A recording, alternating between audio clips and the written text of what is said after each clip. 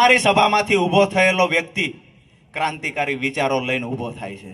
અમારી સભામાંથી ઊભો થયેલો વ્યક્તિ ગુજરાતનું આવનાર ભવિષ્યની ચિંતા કરીને ઊભો થાય છે। અમારી સભામાંથી ઊભો થયેલો વ્યક્તિ મહિલાઓની ચિંતા કરે, યુવાનોની ચિંતા કરે, ખેડૂતોની ચિંતા કરે। અમારી સભામાં આવેલો વ્યક્તિ મન બનાવીને ઊભો થાય છે 30 વર્ષના ભાજપના મૂળિયા કાઢીને રહેશું। આ અમારી સભાની તાકાત છે।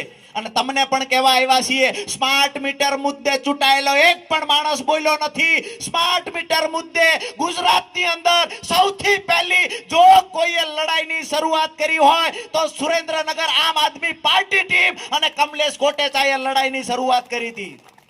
ક્યારેય આ વાતને ભૂલતા નહીં। અને આજ પણ જ્યારે કોઈ સ્માર્ટ મીટર લગાવવા આવે છે ત્યારે ચટ્ટાન બનીને તમારા ઘરના દરવાજે ઊભા રહેવાની તાકાત પણ આમ આદમી પાર્ટીના નેતાઓમાં છે। જ્યારે જ્યારે કોઈના ઘરે બળજબરીપૂર્વક સ્માર્ટ મીટર લગાડવાના તંત્ર પ્રયત્ન કરે, અમારી ટીમને યાદ કરજો, અમારી ટીમ તમારા ઘરની બહાર ઊભી રહેશે। પીજીવીસીએલમાં તાકાત હોય તો લાવવી હોય એટલી પોલીસ લાવીને બતાવે। અમારે પણ જોવું છે એની પોલીસમાં તાકાત જાજી છે કે આમ આદમી પાર્ટીના સૈનિકની તાકાત જાજી છે। સુરેન્દ્રનગરની અંદર મન ફાવે ત્યારે નીકળી પડવાનું। Smart meter, smart meter, smart meter. અત્યારે રજૂઆત કરવા જાવ, નવું મીટર લેવા, નવું કનેક્શન લેવા, તો કહેવામાં આવે કે મારી પાસે સ્માર્ટ મીટર સિવાય બીજું મીટર નથી।